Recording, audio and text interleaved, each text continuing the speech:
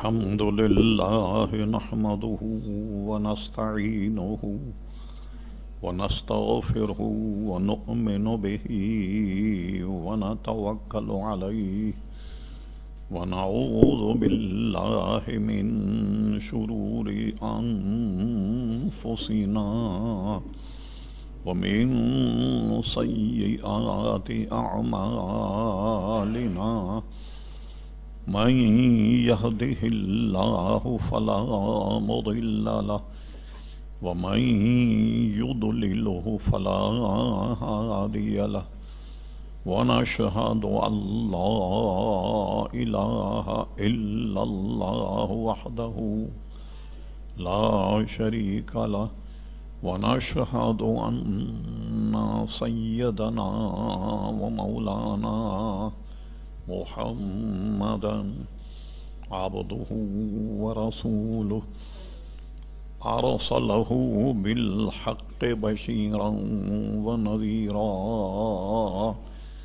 صلى الله تعالى على خير خلقه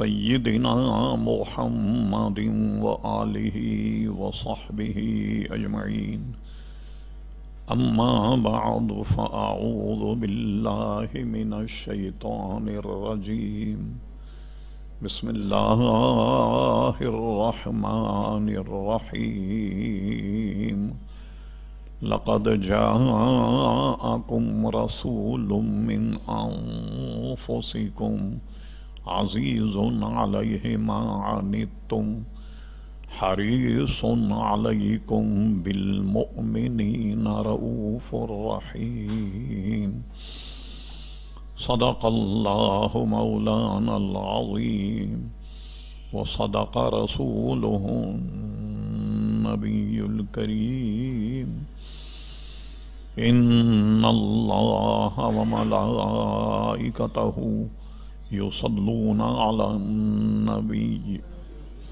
يا أيها الذين آمنوا صلوا عليه وسلموا تسليما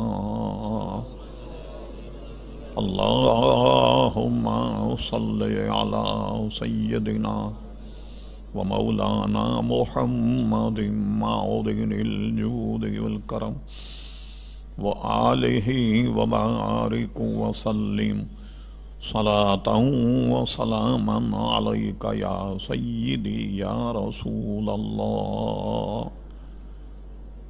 معزز حاضرین مجلس، مختصر حمد و صلات کے بعد اس فقیر حقیر نے آپ حضرات کے سامنے قرآن مجید فرقان حمید سورہ توبہ کے آخری رکوع سے ایک بہت ہی اہم آیت مقدسہ تلاوت کرنے کا شرف حاصل کیا، جس میں اللہ تبارک و تعالی نے حضور علیہ السلام کی آمد کا ذکر فرما کر حضور علیہ السلام کے چند اوصاف جمیلہ اور چند اوصاف حمیدہ بیان فرمائے. قبل اس کے کہ کچھ عرض کیا جائے، اللہ تبارک و تعالی سے دعا کہ وہ اپنے پیارے حبیب لبیب نبی کریم علیہ وعلا علیہ افضل الصلاۃ و تسلیم کے صدقے و طفیل مجھے حق کہنے کی توفیق عطا فرما.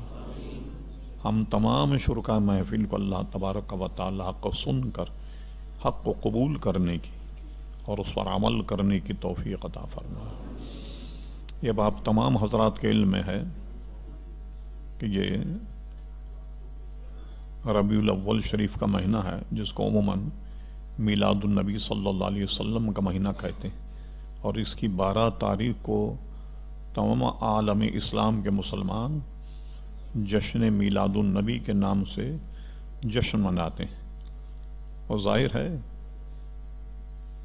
کہ جتنے سال بھر کے جشن ہیں ان سب کا یہ نچوڑ کہ حضور علیہ السلام اگر تشریف نہ لاتے تو ظاہر ہے نہ کائنات بنتی، نہ زمین و آسمان بنتے، نہ ہم ہوتے، نہ آپ ہوتے.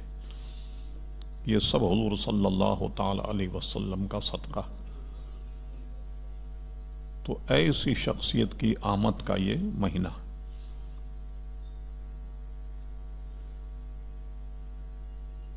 عموماً یہ کہا جاتا ہے کہ صاحب یہ میلاد النبی کا تو ذکر کہیں ملتا ہی نہیں، کہیں حدیث میں بھی نہیں، قرآن میں بھی نہیں، تو لوگ اس کو بدعت اور جانے کیا کیا لفظوں سے تعبیر کرتے ہیں۔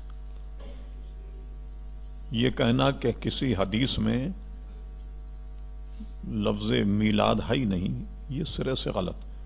صحاح ستہ کی حدیث شریف ہے، ترمذی شریف، جو امام ترمذی رحمۃ اللہ علیہ کی، سے ملاحظہ فرمائیے کہ امام ترمذی نے حضور علیہ السلام کی سیرت پر ایک باب باندھا اور اس باب کا نام ہی میلاد النبی رکھا، تو صحاح ستہ میں تو اس کا وجود ملتا ہے، بالکل اسی نام سے اس باب کا آغاز کیا، میلاد النبی صلی اللہ علیہ وسلم۔ اور یہ میلاد النبی، جشن میلاد النبی ہے کیا؟ اب اس میں جب بھی یہ جلسہ منعقد ہو تو تلاوت قرآن مجید ہوتی اور اس کے بعد حضور علیہ السلام کی نعتیں پڑھی جاتی ہیں۔ اس میں کون سا ایسا معاملہ ہے کہ جس کی طرف شریعت نے ممانعت کی ہو؟ اور دین کا ایک اصول ہمارا یہ ہے، ورنہ سارا دین منہدم ہو جائے،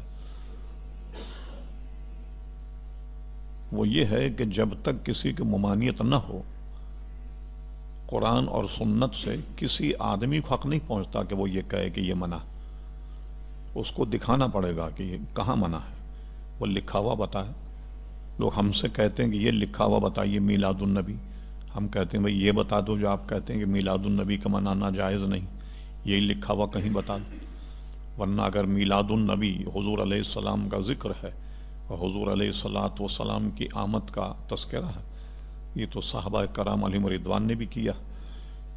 جو آیت میں نے پڑھی ہے، اب میں اس کا معنی اور بہت مختصر اس کی توجیہ، پھر اس کے بعد ہم ذرا تفصیل کی طرف جاتے ہیں۔ ارشاد باری تعالیٰ ہوا، لقد جاءکم رسول، بتحقیق اللہ تبارک و تعالیٰ کی طرف سے ایک معظم مکرم رسول تمہارے پاس تشریف لے آئے، عزیز علیہ ما عنیتم، تمہارا مشقت میں پڑنا ان پر بڑا گرا ہے۔ کیا مطلب ہوا کہ حضور علیہ السلام کا غلام کسی مصیبت یا مشقت کا شکار حضور پر گراں گزرتا، تو گراں جبھی گزرے گا کہ جب حضور علیہ السلام کو معلوم، تو گویا کائنات میں حضور علیہ السلام کے غلام پر کوئی مصیبت یا صعوبت آتی تو حضور کو پتہ لگ جاتا ہے اور وہ آپ پر گراں گزرتا ہے۔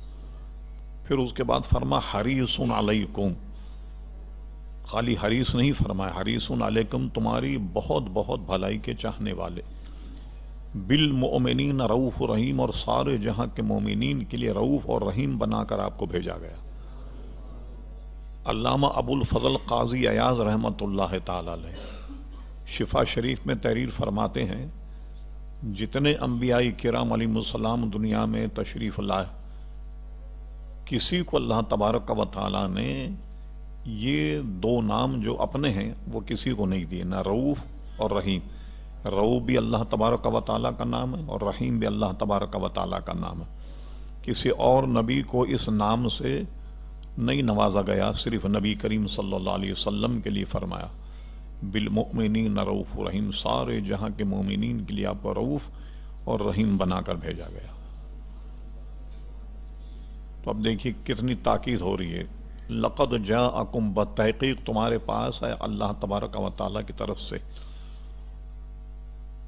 رسول، نہایت مکرم معظم رسول تمہارے پاس تشریف لائے، من انفسکم، یہ تمہیں میں سے آئے، کیونکہ ایسا نہیں ہے کہ فرشتوں میں سے اللہ تبارک و تعالیٰ نے کسی کو بھیجا ہو۔ حضور علیہ السلام انسان ہیں اور تم میں سے آئے۔ بعض لوگوں نے اس کی توجیہ یہ کی کہ ہم میں سے آئے تو وہ بھی ہمارے جیسے ہی، کہ من انفسکم فرمایا تو وہ سمجھے کہ ہم میں ان میں کوئی فرق ہی نہیں ہے۔ اللہ اکبر، کس قدر ظلم ہے۔ اب ہم اس پہ قرآن مجید ہی سے اگر غور کیا جائے تو حضور علیہ السلام کی انفرادیت جو ہے وہ ثابت ہوتی ہے۔ صحابہ کرام علیہم رضوان کی قراتیں مختلف ہیں اور وہ بھی حدیثوں میں موجود ہیں۔ حضرت عبداللہ ابن مسعود جو بہت بڑے صحابی ہیں، ہم اور آپ انہی کے مذہب پر چلتے ہیں۔ امام اعظم ابو حنیفہ کی سند حضرت عبداللہ ابن مسعود سے ملتی، تو قرآن کی تفسیروں میں تقریباً سب مفسرین نے لکھا کہ حضرت عبداللہ ابن مسعود اس کی قرات کرتے تھے لقد جاءکم رسول من انفسکم، یہ فے جو ہے اس کو مفتو پڑھتے۔ اب ہمارے یہاں جو قرات رائج ہے اس میں ہم اور آپ پڑھتے ہیں من انفسکم۔ من انفسکم کا معنی ہوگا تم ہی میں سے آئے، لیکن اس کو انفس کر دیا جائے تو معنی ہوگا کہ جو تم سب میں نفیس ترین تھے وہ تمہارے پاس آئے۔ تو اب بات اعتراضی سرے سے اڑ جاتا، لیکن یہ دیکھنا پڑے گا کہ انسان کے یہ 6 فٹ کے بدن میں سب سے نفیس ترین چیز کیا ہے؟ کہیں گے بھی آنکھیں بہت نفیس کہ اگر یہ بند ہو جائیں تو آدمی دیکھ نہیں سکتا، پوری کائنات سے محروم ہو جائے گا، ہر چیز سے محروم ہو جائے گا۔ تو ہم کہیں گے نہیں، کہیں گے اب دماغ بہت نفیس ہے کہ دیکھیے آدمی عقل سے اور دماغ سے کیا کیا چیزیں ایجاد کر رہا، اور اب نہ جانے آئندہ کہاں تک پہنچے گا انسان۔ لیکن سب پر غور کیا جائے تو آدمی میں سب سے نفیس ترین چیز ہے جان۔ مجھے بتائیے، جان اگر نہیں ہو تو آنکھیں کام کریں گی؟ جان اگر نہ ہو تو کان کام کریں؟ جان اگر نہ ہو تو دل کام کرے؟ جان اگر نہ ہو تو دماغ کام کرے؟ نہیں۔ تو سب سے جو اہم چیز انسان کے بدن میں ہے نفیس، وہ ہے جان۔ اگر یہ مان لیا جائے کہ انسان کے جسم میں سب سے نفیس ترین چیز جان، اب اس کے معنی کیا ہوئے؟ لقد جاءکم رسول من انفسکم، لوگوں تمہارے پاس اللہ تبارک و تعالیٰ کی طرف سے ایک ایسے رسول آئے گویا تمہارے پاس تمہاری جان آ گئی۔ اچھا، پھر یہ کہ وہ یہ نہیں کہ ہماری آپ کی جان ہے، بلکہ وہ اس عالم کی جان ہے۔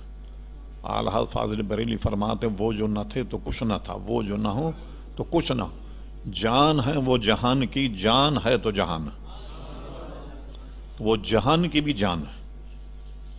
اور ہم یہ کہیں گے کہ جان جہان کی بھی جان ہے، بلکہ اصل ایمان کی جان بھی حضور علیہ الصلوۃ والسلام۔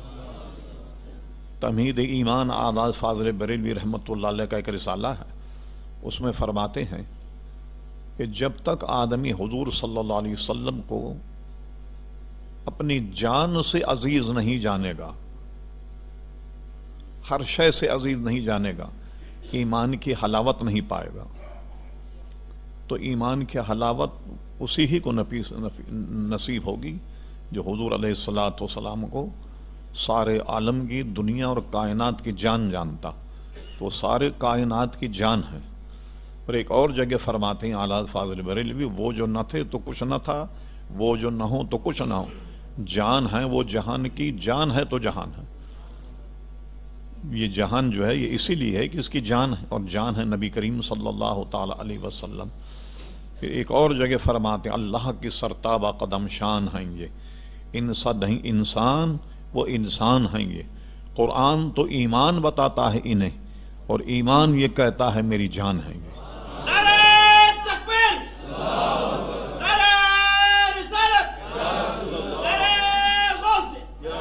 تو ایمان کی بھی جان ہے۔ اگر حضور علیہ الصلوۃ والسلام کو نہ مانا جائے تو ایمان ہی نہیں، ایمان نام ہی حضور صلی اللہ علیہ وسلم کے ماننے کا۔ اس کی وجہ یہ ہے کہ دنیا میں کوئی ایسا فرقہ نہیں، کوئی ایسا مذہب نہیں جو اللہ تبارک و تعالیٰ کو نہیں مانتا کسی نہ کسی طور پر۔ اس پر ہم نے مفصل گفتگو بھی کی تھی کہ جنہوں نے علم سے، عقل سے خدا کو جاننے کی کوشش کی وہ سب گمراہ ہو گئے۔ اس کی وجہ کیا ہے کہ یہ اللہ تبارک و تعالیٰ کی معرفت کے ذرائع ہیں ہی نہیں۔ اللہ تعالیٰ کی معرفت کا ذریعہ تو صرف نبی کریم صلی اللہ تعالی علیہ وسلم کی ذات۔ تو معلوم ہوا کہ ایمان کی بھی جان ہے نبی کریم صلی اللہ علیہ وسلم۔ تو لقد جاءکم رسول من انفسکم، پھر اس کے بعد فرما عزیز علیہ ما عنتم، تمہارا مشقت میں پڑھنا حضور علیہ الصلوۃ والسلام پر بڑا گرا۔ جہاں جہاں بھی مسلمان ہیں کائنات میں، دنیا بھر میں، اگر وہ کسی صعوبت اور پریشانی کا شکار ہو تو حضور علیہ السلام پر گراں گزرتا ہے. اور اسی کا ترجمہ آراز نے کیا ہے، فریاد امتی جو کرے حال زار کی، ممکن نہیں کہ خیر بشر کو خبر نہ ہو. کہ حضور علیہ السلام کو پتہ نہ ہو، ایسا نہیں ہوگا. تو حضور صلی اللہ تعالی علیہ وسلم کی آمد میں عزیزون علیہ ما عنتم، اور پھر فرما حریصون علیکم، تمہاری بہت بہت بھلائی کے چاہنے والے. اب جانتے ہیں حرص اور حوث یہ تو بری چیزیں، اس لیے قرات کے ماہرین کہتے ہیں کہ جب یہ آیت پڑھے لقد جاءکم رسول من انفسکم عزیز علیہ ما عنتم، تو حریص پر وقف نہ کرے. حریص علیکم، وہ بھلائی کے چاہنے والے تو ہیں، مگر کس کی؟ تمہاری بھلائی کے چاہنے والے. ورنہ حرص اور حوث جو ہیں یہ تو بظاہر بہت بری باتیں لگتی، اور آدمی اسی کا بندہ ہے آج کل، حرص اور حوث کا. تو امام غزالی اس پر کلام کرتے ہوئے فرماتے ہیں حرص اور حوث جو ہے، لالچ، یہ آدمی کی عقل پر پردہ ڈال دیتی ہے، اس کو سوچتی نہیں کوئی. اور اب مشاہدہ بھی یہی کہتا. تو امام غزالی نے آسان طریقے سے سمجھانے کے لیے ایک حکایت بیان کی. وہ فرماتے ہیں کہ ایک شکاری نے چڑیا پکڑی، جب اسے ذبح کرنے لگا تو چڑیا نے کہا کہ بھائی شکاری، مجھے اگر تو ذبح کر کے کھائے بھی کتنا گوشت نکلے گا؟ 1 تولہ. اگلی زبان کھائے گی، پچھلی چلائے گی، اتنا گوشت. اگر تو مجھے رہا کر دے تو میں تجھے حکمت و دانائی کی 2-3 باتیں بیان کروں گی. شکاری نے کہا، چھوڑ دیا اس نے، چلو کیا باتیں کرتی حکمت دانائی کی، دیکھتے. تو امام غزالی نے لکھا کہ شکاری نے چڑیا کو چھوڑ دیا، وہ سامنے درخت پر بیٹھ گئی. جا کے کہنے، او شکاری، تو بہت ہی بے وقوف آدمی. اس نے کہا وہ کیسے؟ کہا اگر تو مجھے ذبح کرتا تو میرے پیٹ میں 3 چھٹانگ سونے کا ڈلہ تھا، وہ تجھے مل جاتا. اب شکاری ہاتھ ملنے لگا، کہنے لوگ کمبر دھوکہ دے دیا تم نے. یہ جب یہ پچھتانے لگا تو چڑیا نے کہا، او بے وقوف، کل وزن میرا آدھی چھٹانگ ہے، تو 3 چھٹانگ کا سونے کا ڈلہ آئے گا کیسے؟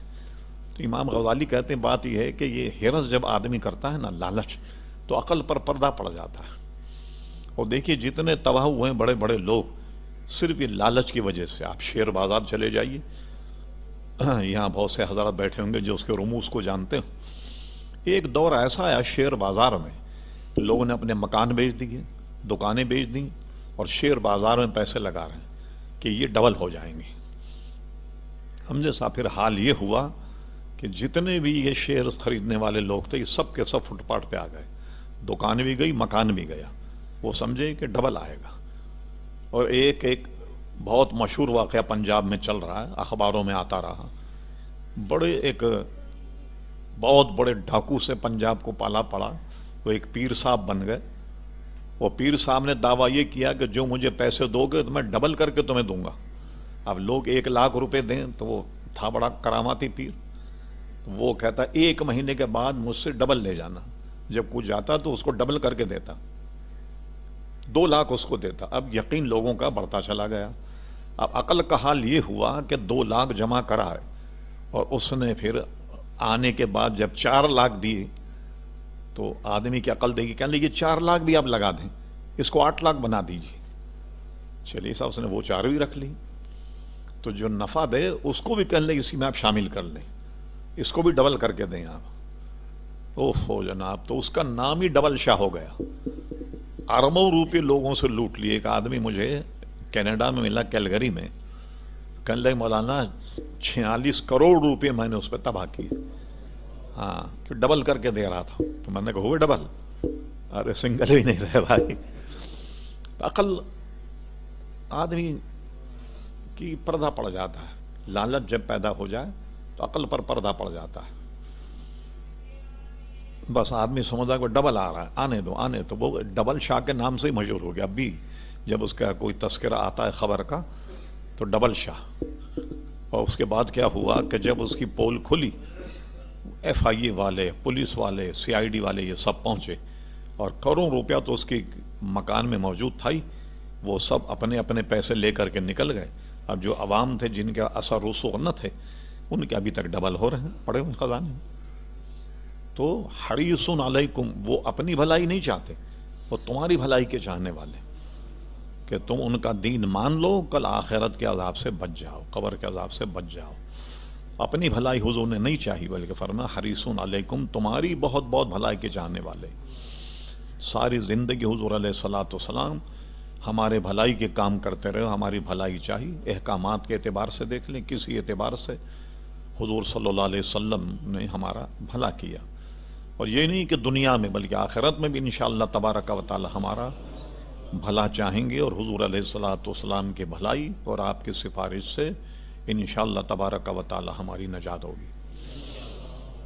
تو فرمایا لقد جاءکم رسول، بتحقیق تمہارے پاس اللہ تبارک و تعالی کی طرف سے ایک نہایت معظم مکرم رسول تشریف لائے. اچھا ایک بات غور کیجیے آپ، یہ نہیں کہ ہم اس بات کے منکر ہیں، جہاں آیا تو اس میں یہ نہیں فرمایا کہ ہم نے، اللہ تعالیٰ نے تم میں ایک معظم رسول پیدا کیا، بلکہ فرمایا تمہارے پاس آئے. اور آتا کون ہے؟ جو پہلے سے موجود. اچھا جہاں بھی فرما وما ارسلناک الا رحمت للعالمین، نہیں بھیجا ہم نے آپ کو مگر عالمین کے لیے رحمت بنا کر. یہاں بھی بھیجنے کا ذکر فرمایا. هو الذی ارسل رسولہ بالہدی ودین الحق، وہی اللہ تبارک و تعالیٰ کی ذات ہے جس نے اپنے رسول کو دین حق کے ساتھ تمہارے پاس بھیجا. بھیجنے کا ذکر ہے کہ حضور علیہ السلام کی پیدائش کا تو کوئی نہیں جانتا کہ کب پیدا ہوئے. وہ تو اس وقت پیدا ہوئے کہ ہم کہیں کہ اتنے ہزار برس تھے، لاکھ برس تھے، تو یہ دن کیسے بدلتے ہیں؟ سورج اور چاند کے معاملات، غروب آفتاب سے دن ختم ہوتا اور صبح طلوع آفتاب ہی سے دن شروع ہوتا، یعنی صبح صادق سے لے کر کے.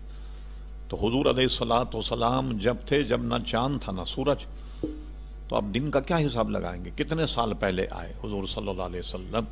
بلکہ آپ نے تو فرمایا کہ میں اس وقت بھی اللہ کا نبی تھا جب آدم علیہ السلام کے جسم نے، روح نے جسم سے تعلق نہیں پکڑا تھا. روح آدم علیہ السلام کے ابھی آپ کے قالب میں نہیں گئی، میں اس وقت بھی رسول تھا.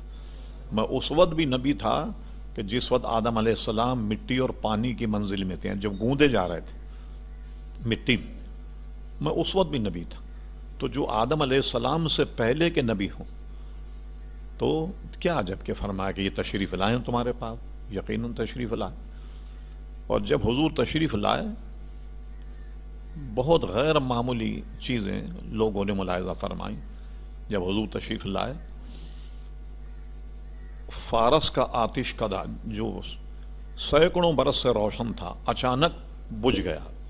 یہ زرتشت جو ہیں یہ آگ کی پوجا کرتے ہیں، اچانک وہ آتش کدا بجھ گیا. اور فارس کا جو محل تھا وہ بیچ میں اس کے دراڑ پڑ گئی، اپنے آپ ٹوٹ گیا. اس کو دیکھ کر کے لوگ سمجھ گئے، اس کے 14 کنگورے جو تھے بڑے وہ اپنے آپ گر گئے. لوگ کہنے لگے کچھ لگتا ہے کہ کوئی انقلاب آیا ہے، کوئی نیا.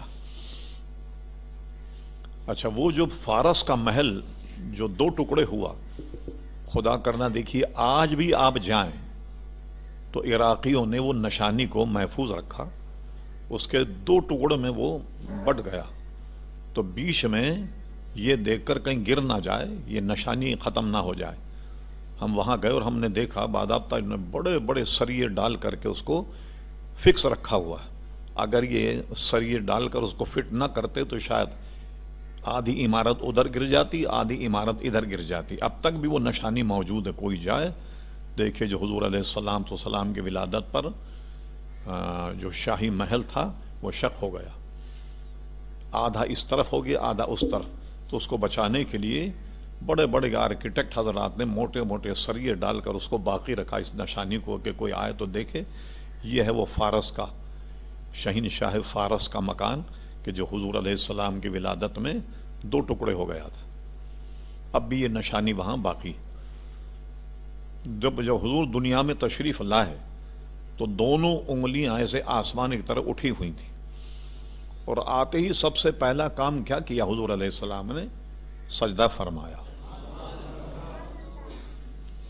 اور سجدے کی حالت میں حضور کے ہونٹ مبارک ہل رہے تھے۔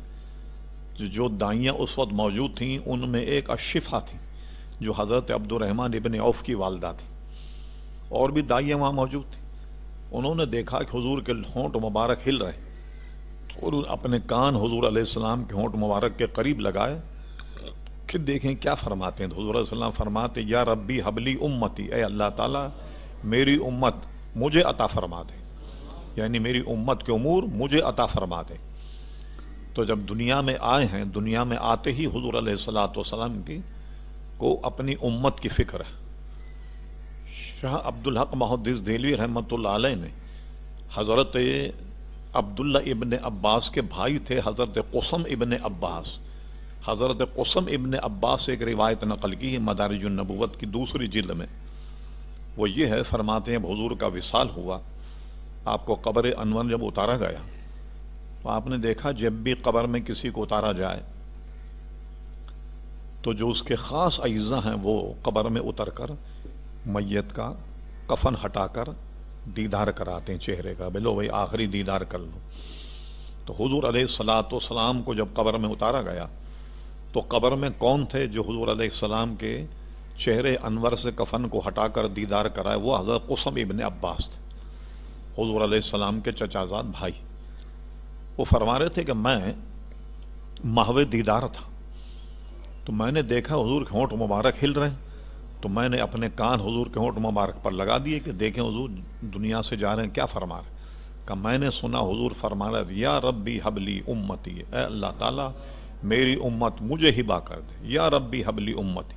تو دنیا میں آئے تو ہماری فکر ہے، جب دنیا سے گئے تو بھی ہماری فکر ہے۔ وہ نبی جو دنیا میں آئے اور ہمیں فراموش نہ کریں اور ہمیں یاد رکھیں، دنیا سے جائیں تو ہمیں یاد رکھیں، تو کل قیامت میں کیسے بھول جائیں گے؟ ہرگز نہیں بھولیں گے۔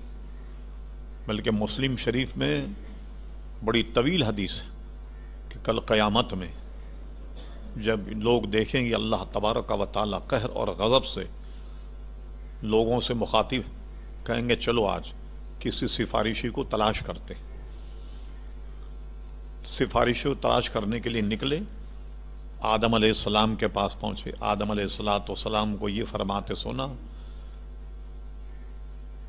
کہ نفسی نفسی اذهبوا الی غیری، تم کسی دوسرے کے پاس جاؤ۔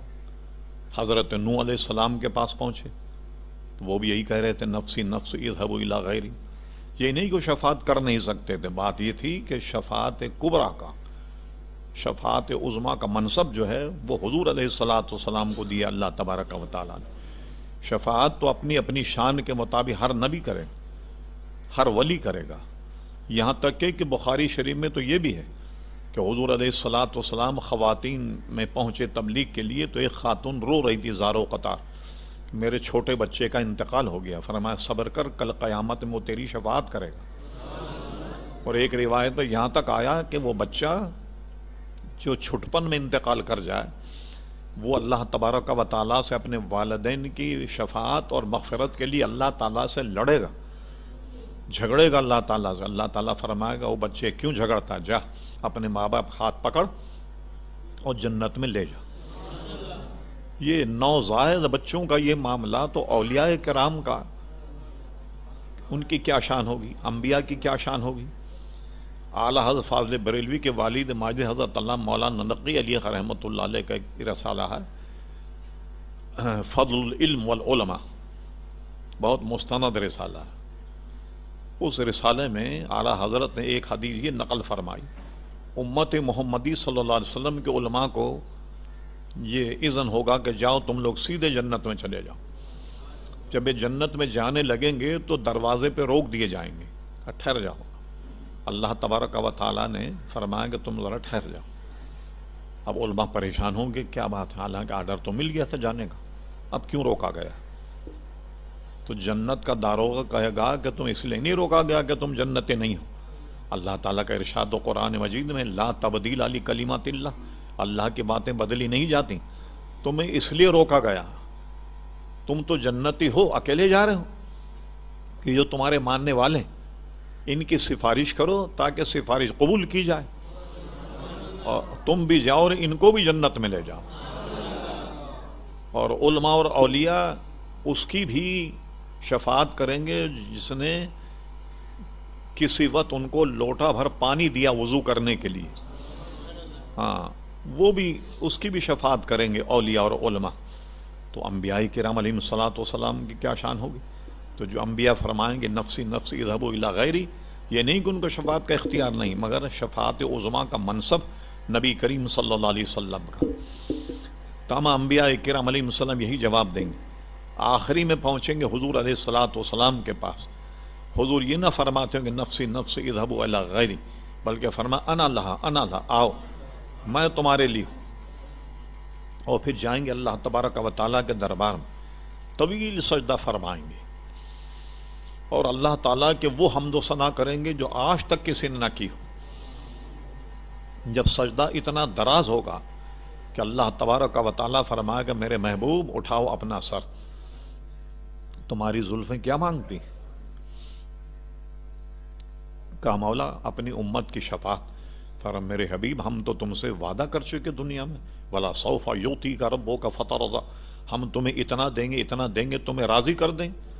اور حضور کیا فرماتے میں اپنے رب سے اتنا لوں گا ایک ایک کو چن چن کر جب تک جہنم سے نکل نہ لوں اپنے غلاموں، اس وقت تک میں اللہ سے راضی ہونے کا اعلان نہیں کروں گا.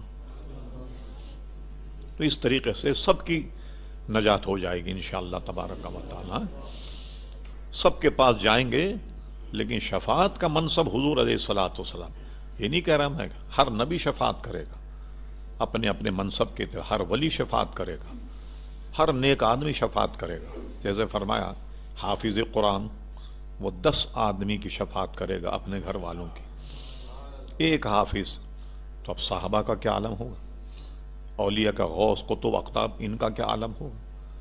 حضور غوث اعظم رضی اللہ عنہ کتنے بڑے منصب کے مالک، تو یہ کتنوں کی شفاعت کریں. یہ اہل سنت و جماعت کا مذہب ہے کہ انشاءاللہ تبارک و تعالی ہم غلاموں کی شفاعت ہوگی. بس کوشش کیجئے اپنے عقائد پر اپنے ایمان پر قائم رہیں، اس لیے کہ ایسی نظیر آپ کو دنیا بھر کی کتاب و سنت کی کتاب طلع کا نہیں ملے گی. کیا کہ ایک آدمی بہت عبادت گزار تھا اور اعمال کی بے بد مذہب تھا اور اعمال کی وجہ اس کی مغفرت ہو گئی؟ نہیں. سب سے پہلی شرط حضور علیہ السلام پر ایمان، اور ایمان کی شرط یہ حضور علیہ السلام کا ادب احترام، حضور علیہ السلام کی تعظیم اور توقیر. ہر ایسے شخص کی انشاءاللہ کل قیامت میں نجات ہوگی.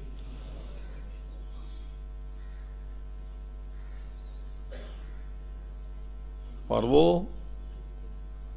اللہ تبارک و تعالیٰ نے تو حضور سے فرمایا کہ اتنے لاکھ امت کی مغفرت ہو جائے یا آپ کو اذن عام دے دیا جائے جتنوں کی آپ سفارش کریں. حضور علیہ الصلوۃ والسلام نے یہ لاکھوں کروڑوں کی تعداد متعین نہیں کی، فرمایا کہ بلکہ اس منصب کو قبول کیا شفاعت عظمیٰ، یہ امت کے گناہگاروں کے لیے ہوگی. اور حضور علیہ الصلوۃ والسلام کے تشریف لانے سے ہم اور آپ کتنے خوش قسمت ہیں. کل قیامت میں حضور کی سفارش سے، اولیاء کی سفارش سے اور انبیاء کی سفارش سے، صحابہ کی سفارش سے انشاءاللہ تبارک و تعالی ہماری نجات ہوگی. تو یہ حضور صلی اللہ علیہ وسلم کی آمد کا کتنا بڑا فائدہ اس امت کو ملا. اور پھر حضور صلی اللہ تعالی علیہ وسلم کی سیرت، آپ کا بچپن، جو زندگی آپ نے گزاری، ہمیں زندگی گزارنے کا سلیقہ اور طریقہ حضور علیہ السلام نے بتایا. ایک ایک معاملہ اگر آپ دیکھیں، سبحان اللہ، وما ارسلناک الا رحمۃ للعالمین، تمام عالمین کے لیے میرے محبوب آپ کو رحمت بنا کر بھیجا. اور کہاں کہاں کے لیے رحمت ہے، ایک آیت میں پڑھتا ہوں، پھر اس کے بعد آپ ذہن میں اندازہ لگا لیجئے گا ان کی وسعت رحمت کا. فرمایا الحمدللہ رب العالمین، تمام عالمین کا پالنے والا اللہ تبارک و تعالی. تو رب العالمین اپنے لیے فرما رب العالمین، اور اپنے پیارے مصطفیٰ کے لیے فرما وما ارسلناک الا رحمۃ للعالمین. جہاں جہاں کا رب رب ہے، وہاں پیارے مصطفیٰ صلی اللہ تعالی علیہ وسلم کی رحمت ہے. آپ کی رحمت سے کوئی حصہ خالی نہیں دنیا کا اور کائنات کا. تو حضور علیہ الصلاۃ والسلام کو اللہ تعالیٰ نے وہ خوبیاں عطا فرمائیں کہ تمام انبیاء کرام علیہم الصلاۃ والسلام کو وہ عطا نہیں فرمایا جو پیارے مصطفیٰ علیہ السلام کو عطا فرمایا. حسن و جمال کے اعتبار سے، اختیارات کے اعتبار سے. اللہ اکبر. کتابوں کو پڑھنے سے معلوم ہوتا ہے کہ کیا کیا خوبیاں اللہ تبارک و تعالیٰ نے حضور کو عطا فرمائیں. یہ اندازے سے باہر. اتنے حضور کے اوصاف حمیدہ، اوصاف کمالات ہیں کہ یہ تو خالی حصول برکت کے لیے قرآن مجید میں آخری صفحے پر حضور کے 99 نام لکھ دیے گئے. قاضی ایاز رحمۃ اللہ علیہ کتاب الشفا میں بہت ایک لمبی فہرست بتائی حضور علیہ السلام کے اسماء گرامی جو ہیں وہ کئی سو کیا کئی ہزار ہیں. اعلیٰ حضرت بھی فرماتے ہیں. ہاں 1000 یا 1500 تک تو اعلیٰ حضرت شمار فرمائے. تو بے شمار اوصاف حمیدہ کے مالک ہیں حضور صلی اللہ علیہ وسلم، اور خصوصاً ہمارے لیے تو اللہ تبارک و تعالیٰ نے رحمت بنا کر بھیجا، دنیا میں بھی اور آخر میں بھی انشاءاللہ تبارک و تعالیٰ. حضور علیہ الصلاۃ والسلام کہ رحمت کے پرتوں میں ہم ہوں گے انشاءاللہ تبارک و تعالیٰ. بس کوشش یہ کیجیے اپنے بنیادی عقائد سے انحراف مت کیجیے، پکے حضور علیہ الصلاۃ والسلام کے ہو کے رہ جائیے. ہاں کسی کو خاطر میں نہیں لائیں. سب کچھ حضور صلی اللہ علیہ وسلم ہے، یہ سمجھ لیجیے آپ، جب تک ایمان مکمل نہیں ہوگا. تو میں عرض کر رہا تھا لقد جاءکم رسول من انفسکم عزیز علیہ ما عنتم. تمہارے کسی کا بھی مشقت میں پڑنا حضور علیہ السلام پر بڑا گرا. حریص علیکم، تمہاری بہت بہت بھلائی کے چاہنے والے. بالمؤمنین رؤوف رحیم، اور سارے جہاں کے مومنین کے لیے رؤوف اور رحیم بنا کر بھیجے گئے. ہر جگہ حضور علیہ السلام نے اپنی امت پہ رحمت فرمائی، کرم فرمایا.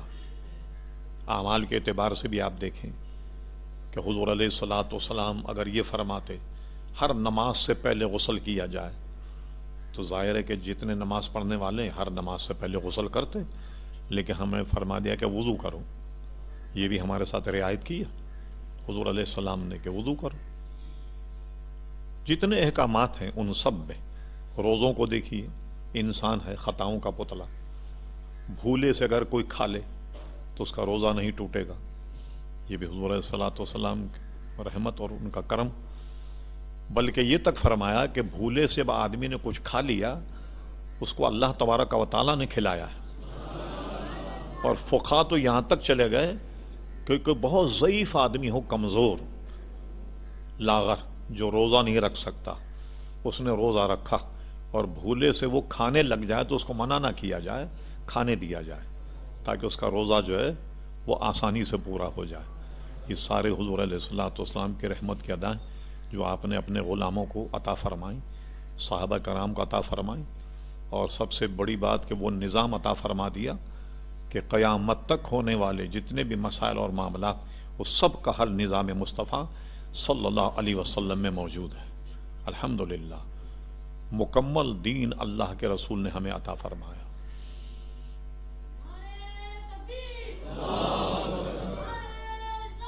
یا رسول اللہ صلی اللہ علیہ وسلم. اب وہ لوگ کہ جو لفظ یا جشن میلاد پر لگے ہوئے ہیں، اب ان سے متعلق میں چند باتیں بیان کرتا ہوں تاکہ ضرور آپ کا ذہن صاف ہو جائے، ورنہ یہ تو اپنا کام کرتے رہیں گے قیامت تک. ہمارا کام ان سے بچنا ہے. اب چند اصول میں بیان کرتا ہوں. دیکھیے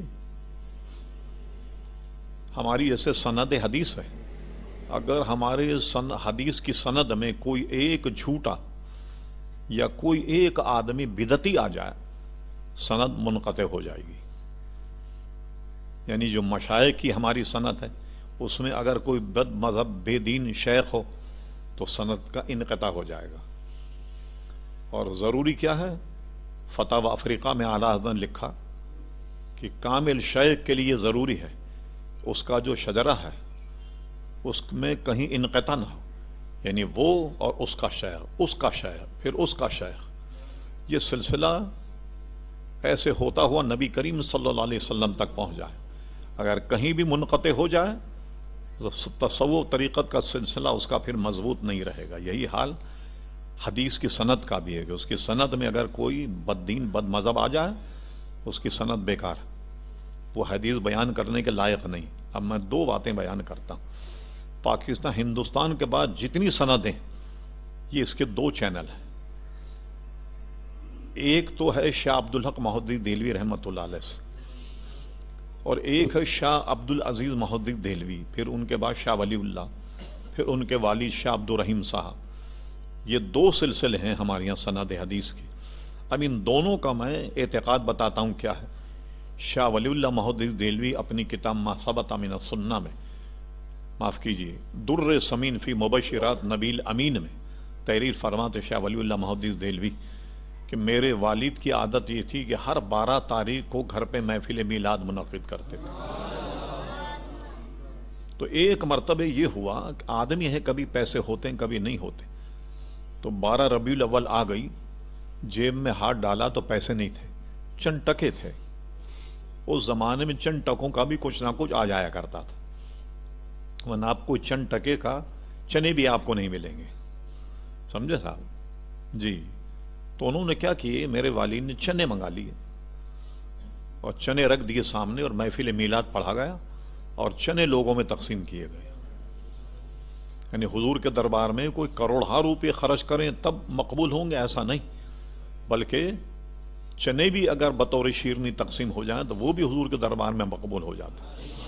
کہ میں نے اپنے والد سے سنا کہ فرماتے ہیں کہ میں نے خواب میں حضور علیہ السلام کو دیکھا کہ آپ مسرور ہیں اور وہ چنے جو ہیں حضور کی بارگاہ میں رکھے ہوئے اور آپ خوش ہو رہے ہیں۔ اب شاہ ولی اللہ نے اپنا مذہب بیان کر دیا کہ ہمارے ابا محفل میلاد کرتے تھے۔ اب آئیے دوسرا سلسلہ شاہ عبدالحق محدث دہلوی۔ شاہ عبدالحق محدث دہلوی کی کتاب ہے ایک تو ما ثبت من السنہ، اس میں تو پورا باب باندھا محفل میلاد کا، اور اس پر زور دیا کہ 12 ربیع الاول شریفی حضور علیہ الصلوۃ والسلام کی تاریخ ولادت۔ مکمل اسی پر دلائل شاہ عبدالحق محدث دہلوی نے دیے۔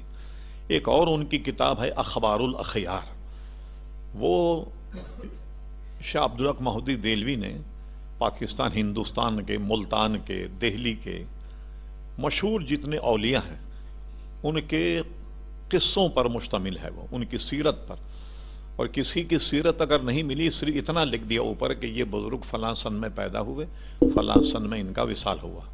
بہت ضخیم کتاب ہے، فارسی میں ہے، لیکن اتفاق دیکھیے کہ جادو وہ سر چڑھ کے بولے، اس کا ترجمہ بھی بہت مشہور دو علماء دیوبند نے کیا۔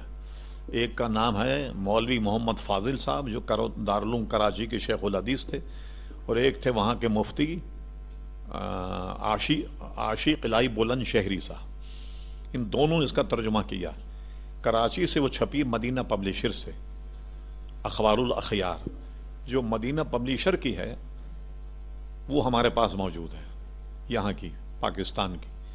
اس کے صفحہ نمبر 426 پر یہ عبارت ہے کہ شاہ عبدالحق محدث دہلوی آخری میں کچھ اپنی زندگی کے بارے میں لکھتے ہیں، اور نہ لکھتے تو شاید اتنی باتیں ہمیں یاد نہیں ہوتی کہ ہم ترکی النسل ہیں، ہم اصل میں ترکی کے رہنے والے ہیں، اور وہاں سے ہجرت کر کے ہم یہاں آئے، بخارا آئے، بخارے سے پھر دہلی آئے۔ میرے کے والد کا نام سیف الدین تھا، اور میں نے یہاں علم حاصل کیا، تحصیل علم کے واقعات لکھے کہ اس زمانے میں یہ ٹیوب لائٹ اور بلب کہاں ہوتے تھے، چراغ ہوتے تھے۔ کہا میں اپنے سبق کو یاد کرنے میں اتنا منہمک ہوتا، گردن جھکا کر جب کتاب پڑھتا تو کئی مرتبہ یہ ہوا کہ چراغ سے بالوں میں آگ لگ گئی۔ اس قدر دل لگا کر کے مطالعہ کرتا کتابوں کا، سارے واقعات لکھے۔ اور مجدد الف ثانی سے میری ملاقات ہوئی، باقی باللہ رحمۃ اللہ علیہ سے ملاقات ہوئی، ان کے قصے انہوں نے تحریر فرمائے، اور آخری میں کیا لکھتے ہیں وہ، اور انہوں نے کتنے بڑے بڑے کام کیے اس کا ایک سرسری جائزہ سامنے رکھیے۔ اس زمانے میں ہندوستان میں مسلمانوں کی زبان فارسی ہوا کرتی، فارسی زبان میں حضور کی سیرت پر کوئی کتاب نہیں تھی ہندوستان میں۔ شیخ محقق نے بڑی 2 ضخیم جلدیں لکھی، مدارج النبوت، بہت ضخیم، ان کا بھی ترجمہ ہو گیا، چھپ بھی گئیں، فارسی میں لکھی۔ اچھا، حدیث پر کوئی کتاب فارسی میں ہندوستان میں نہیں تھی، تو مشکات شریف کی شرح بڑی ضخیم شاہ عبدالحق محدث دہلوی نے فارسی زبان میں تحریر فرمائی، جو پاکستان سے بھی چھپی، اب اس کے بعد اب لاہور سے اس کا ترجمہ بھی چھپ گیا۔ تو وہ اخبار الاخیار میں اپنے حالات میں لکھتے ہیں، جیسے کوئی بزرگ عاجزی انکساری سے اللہ کے دربار میں ملتجی ہوتا ہے کہ اللہ تعالیٰ تو انہیں اتنی مجھے زندگی عطا فرمائی، مگر افسوس کہ میں کوئی بڑا کام نہیں کر سکا، تو اس عنوان سے وہ لکھتے ہیں کہ اے اللہ تبارک و تعالیٰ، عبدالحق کا کوئی عمل ایسا نہیں جو تیرے دربار میں پیش کرنے کے لائق سمجھے۔ یہ ان کی عاجزی تھی، ہر عمل میں فساد نیت رہی ہے۔ اور اس کے بعد لکھتے ہیں لیکن اے اللہ تبارک و تعالیٰ، ایک عمل عبدالحق کا ایسا ہے کہ جو یقیناً تیرے دربار میں قبول ہوگا اور وہ مسترد نہیں کیا جائے گا، اور وہ عمل یہ ہے کہ جس پر مجھے بھروسہ ہے کہ قبول ہوگا تیرے دربار میں، وہ عمل یہ ہے کہ عبدالحق محفل میلاد کے وقت کھڑے ہو کر صلاۃ و سلام پڑھتا۔ اب دیکھیے فخر کس پہ کیا؟ جو مشکات کی شرح کی اس پہ فخر نہیں کیا، مدارج النبوت پہ فخر نہیں کیا، کسی دینی کام جو انجام دیا آپ نے اس پہ فخر نہیں کیا، فخر اس پہ کیا کہ میں کھڑے ہو کر محفل میلاد کے وقت سلام پڑھتا ہوں۔ اب پوچھیے ان سے جن کے سند میں شاہ عبدالحق محدث دہلوی آئیں یا شاہ عبدالعزیز محدث دہلوی آئیں۔ شاہ عبدالعزیز محدث دہلوی کسی کی سند نہیں ہو تو ان کے والد ہیں شاہ ولی اللہ صاحب، تو وہ بھی بدعتی ہو گئے۔ اب اگر آپ کی سند میں عبدالحق محدث دہلوی آئے وہ بھی بدعتی ہو گئے، تو آپ کے پاس تو بدعتیوں کی سند ہے، آپ کو حق ہی نہیں پہنچتا کہ آپ کسی دارالعلوم میں بیٹھ کر کے حدیث بیان کریں، کیونکہ آپ کی حدیث جو ہے وہ تو منقطع ہو گئی، ایک بدعتی آ گیا آپ کی حدیث میں۔ جی ہاں، تو یہ خود اپنے آپ کو بھی نہیں دیکھ رہے، اپنے پیر پہ کلہاڑا مار رہے، اس محفل میلاد کو یا سلام کو بدعت قرار دے کر اپنے مشائخ کی طرف بھی ان کی توجہ نہیں۔ پھر ان سب کے سب سے بڑے جو پیر و مرشد تھے وہ تھے حاجی امداد اللہ مہاجر مکی، انہوں نے تو ان کا صفحہ کر دیا، یہ سب انہی کے مرید تھے، رشید احمد گنگوئی، اشرف علی تھانوی وغیرہ۔ ان کی کتاب فیصلہ ہفت مسئلہ، وہ فرماتے ہیں میں 11ویں شریف بھی کرتا ہوں، اور فقیر کا مشرب یہ ہے کہ ہر سال محفل میلاد اپنے گھر منعقد کرتا ہوں، اور لوگ کھڑے ہو کر سلام پڑھنے کو منع کرتے ہیں، لیکن فقیر کھڑے ہو کر قیام بھی کرتا ہے اور سلام بھی پڑھتا ہے اور اس میں لطف پاتا ہے۔ لیجیے صاحب، ہم نے تو آپ کے پورے مشائخ سے یہ ثابت کر دیا کہ وہ بھی درود و سلام پڑھنے والے اور فاتحہ درود والے، تو اب آپ کی سند کا بنے گا کیا؟ یہ بتائیے آپ۔ ہاں، ہمیں بدعتی کہہ کر کے تو آپ نے اپنا سینہ ٹھنڈا کر دیا، لیکن یہ بتائیے اپنے اساتذہ جو ہیں ان کے متعلق کیا کہیں گے آپ؟ ہاں، بہت شریعت کے پابند بنتے تو کیا یہ لوگ گمراہ لوگ تھے جن سے آپ نے سند لی حدیث کی؟ کون تھے یہ لوگ؟ اور بڑے فخر سے آپ اپنی سند میں لاتے ہیں شاہ عبدالحق محدث دہلوی، شاہ ولی اللہ محدث دہلوی، اللہ اکبر۔ اور حال یہ ہے، ابھی بھی چلے جائیں، کوئی بنوری ٹاؤن کا فارغ ہو، اس کو کہیں کہ بھئی ایسی ذرا برکت کے لیے آپ کی سند حدیث دیکھنا چاہتے ہیں، آپ پڑھ لیں، دیکھیے یا تو اس میں شاہ عبدالحق محدث دہلوی کا نام ہوگا اور یا ہوگا شاہ ولی اللہ محدث دہلوی کا۔ جہاں تک ان کی سند پہنچتی، یہ تو بدعتی آ گئے آپ کی سند میں، مشرک آ گئے آپ کی سند میں، تو کیا بنے گا آپ کی سند کا پھر؟ ہاں، اس اعتبار سے اہل سنت و جماعت کا مقدمہ بہت الحمدللہ مضبوط ہے۔ اب ہماری سند دیکھ لیں، اب اعلیٰ حضرت بریلوی، اعلیٰ حضرت بریلوی ایک واسطے سے سند آل رسول ماروی رحمۃ اللہ تعالی علیہ، یہ تلمیذ تھے شاہ عبدالعزیز محدث دہلوی کے، اور شاہ عبدالعزیز محدث دہلوی کے تلمیذ آل رسول ماروی تھے، آل رسول ماروی رحمۃ اللہ اعلیٰ حضرت کو سند حدیث دی، تو ایک واسطے سے شاہ عبدالعزیز محدث دہلوی تک اعلیٰ حضرت کی سند پہنچتی۔ اور یہ اس پر ایک الگ کتاب ہے اعلیٰ حضرت کے اسناد کی، ایک وہ سند ہے جو سے 13 واسطوں سے امام بخاری تک پہنچ جاتی، اتنی قریبی سند ہندوستان میں کسی عالم کے پاس نہیں۔ اور ایک ایسی نایاب سند ہے اعلیٰ حضرت کے پاس، ساری تفصیل میرے پاس لکھی ہوئی موجود ہے، کوئی سا فرصت میں آئے میں انہیں دکھا دوں۔ ایک سند ایسی اعلیٰ حضرت کے پاس کہ وہ جتنے مشائخ ہیں وہ سب کے سب حنفی ہیں، حضرت امام اعظم ابو حنیفہ تک وہ سند پہنچتی ہے، اور اس میں سارے فقہا اور مشائخ جو ہیں وہ سب کے سب حنفی ہیں۔ جو سند کے اعتبار سے بہت نایاب سند کہلاتی وہ اعلیٰ فاضل بریلوی کی. الحمدللہ ہمارے پاس معاملات کتنا مضبوط. طریقت کا سلسلہ دیکھیں تو اعلیٰ فاضل بریلوی، ماہرہ شریف سے یہ سلسلہ پہنچا کالپی شریف، کالپی شریف سے بریلی شریف آیا. حضرت میر عبد الواحد بالگرامی رحمۃ اللہ علیہ، یہ ہمارے مشائخ سے سبا سنابل جن کی گویا تصوف و طریقت پر بڑی نایاب تصنیف ہے. یہ میر عبد الواحد بالگرامی جو ہیں، یہ انہی سے سلسلہ جو ہے وہ ماہرہ شریف آیا، جس کو ان کے زمانے کے علماء نے مجدد کہا ہے، اپنے زمانے کا میر عبد الواحد بالگرامی. تو یہ ہمارے جتنے مشائخ ہیں الحمدللہ یہ سب کے سب بڑے مضبوط ہیں. ہاں، اور انشاءاللہ تبارک و تعالیٰ ان کی برکتیں ہم وقت ہمارے ساتھ رہیں گی. ہاں، اب اس میں بے شمار کلام ہے لیکن ہم اسی پر اکتفا کرتے ہیں. ظاہر ہے کہ اب طبیعت اتنی اچھی نہیں رہی کہ طویل گفتگو کی جائے، اسی پر اکتفا کرتے ہیں ہم. وما علینا الا البلاغ. اب انشاءاللہ جاری رہے گا سلسلہ. آئندہ اتوار کسی اور عنوان پر گفتگو کریں گے حضور مگر اس کا تعلق بھی حضور علیہ السلام کی شان اور حضور علیہ السلام کے کمالات سے ہوگا. وما علینا الا البلاغ.